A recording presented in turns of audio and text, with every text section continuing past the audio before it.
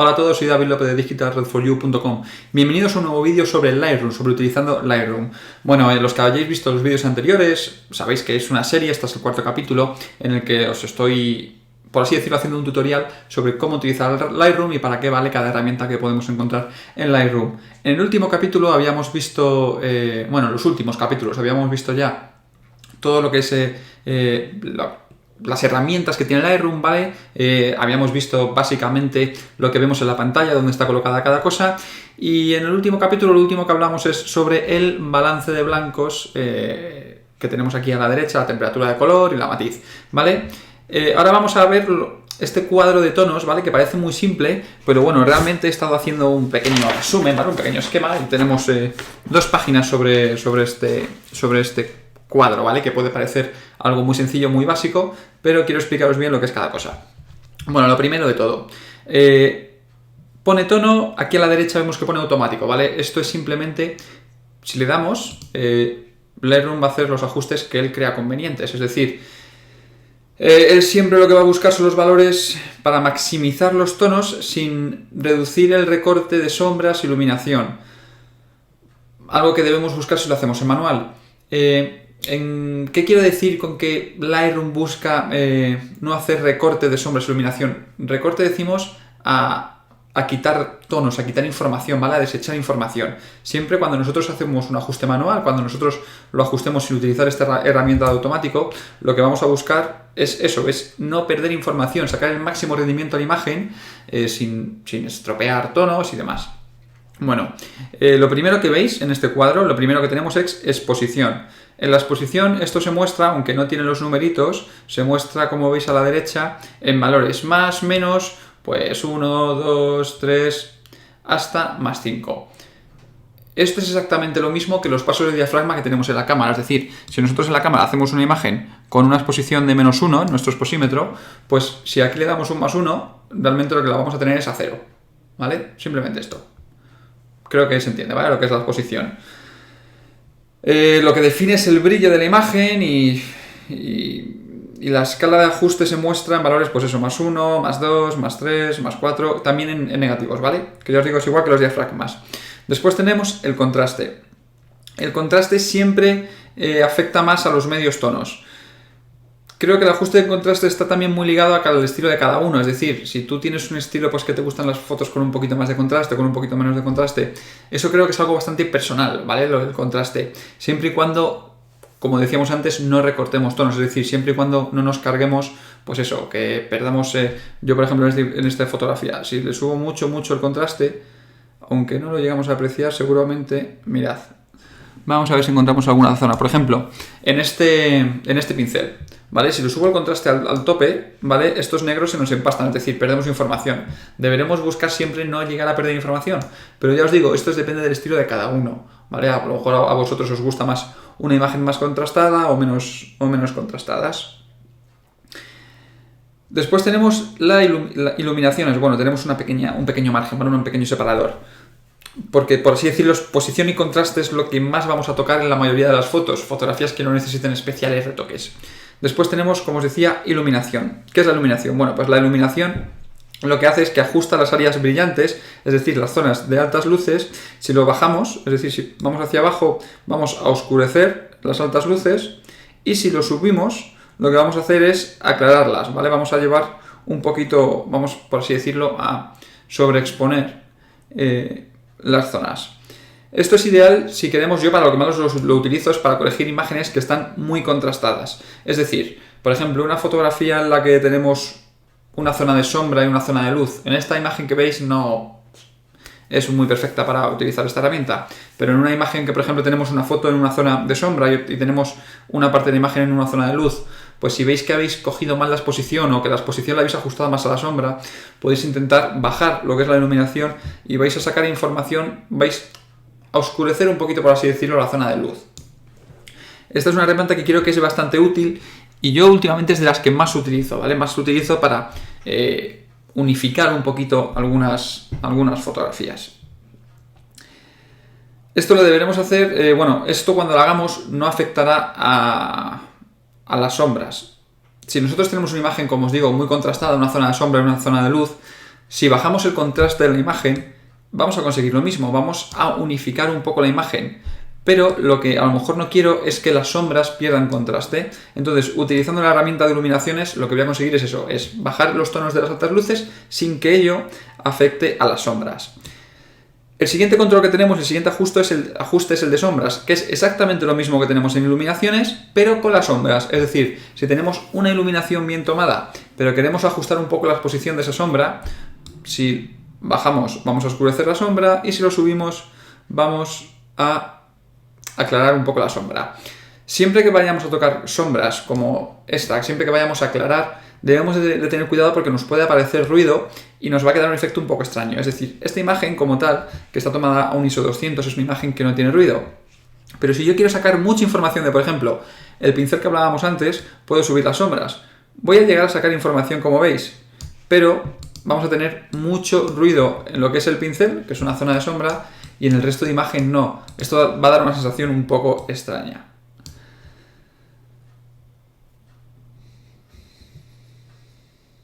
Esto pasa igual que lo que os decía del contraste, es decir, podemos tocar también sobre el contraste para intentar ajustar las sombras, pero estos controles que tenemos abajo lo que hacemos es marginar más lo que ajustamos, es decir, no vamos a tocar una cosa global de la imagen. Estos dos, exposición y contraste, por así decirlo, podemos decir que son controles globales de la imagen. Iluminación, sombra, ahora veremos el blanco y el negro, no son globales, son un poco más específicos, son de lo que dice cada cosa. Bueno, después de las sombras, a ver si no se me pasa nada. No, pues lo que os comenté, ¿vale? Que hacia abajo, hacia la izquierda oscurecemos y hacia la derecha aclaramos, como todas las herramientas prácticamente de Lightroom. Después vamos con los blancos. Esto es un poco más raro, ¿vale? Esta herramienta, sinceramente, yo no la toco prácticamente nunca.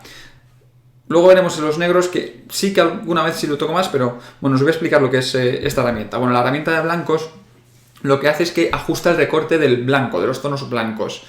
Hablábamos antes que el recorte en sí lo que es pues eso, es perder información. Entonces, según ajustemos esta herramienta de blancos, va a haber una escala mayor de blancos que no van a cortarse, que no van a perder información, y si la subimos, habrá una escala mayor de blancos que sí que perdamos información.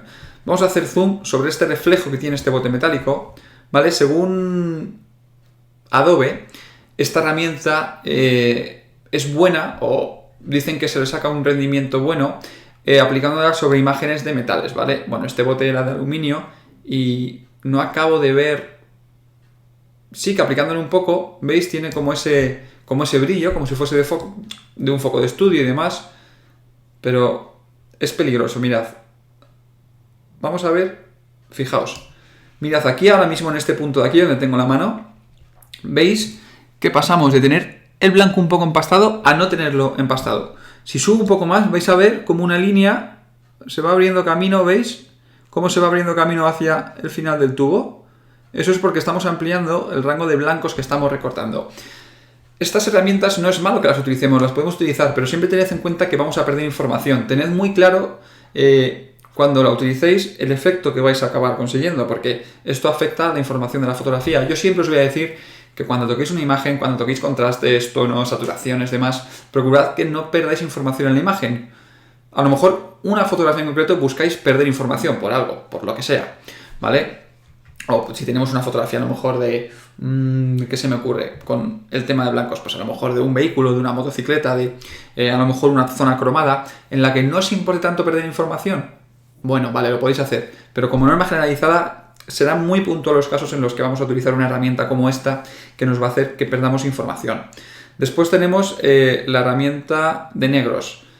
Esta herramienta, exactamente igual que la herramienta anterior, que la herramienta de blancos, hace lo mismo pero con los tonos negros. Vamos a salirnos un poco de la fotografía, es decir, si la bajamos hacia la izquierda, vamos a oscurecer los tonos negros, y si la subimos hacia la derecha, vamos a aclarar los tonos negros. Lo que os comentaba antes, aquí ocurre igual.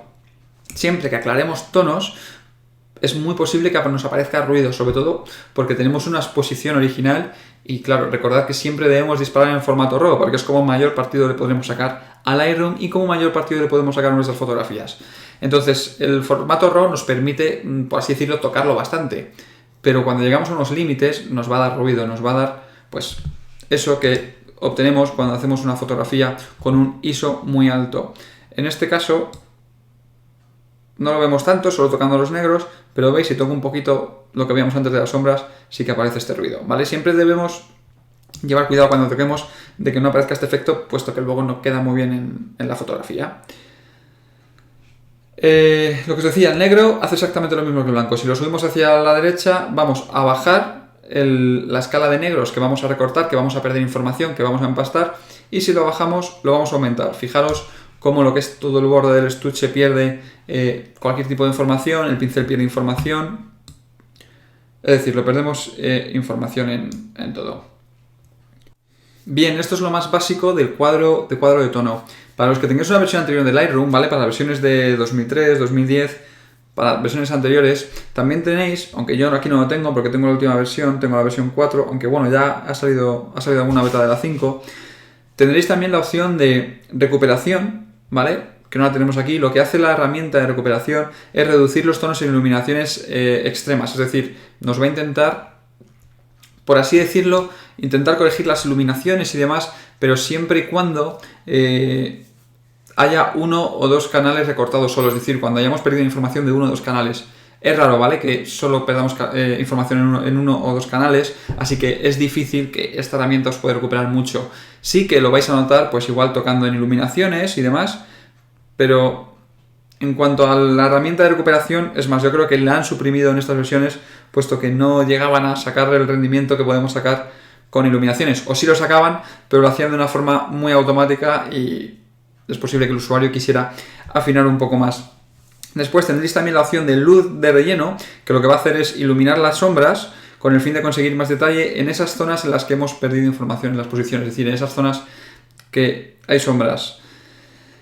Siempre cuando hacemos este tipo de herramientas, igual que os decía antes, ¿vale? Hay que controlar el nivel de ruido, ya que lo que estamos haciendo es subir los negros, ¿vale? Bueno, subir las sombras, ya que los negros no los vamos a llegar a tocar, pero podemos incrementar mucho la sensación de ruido que tenga solo sobre una zona de la fotografía, no sobre toda.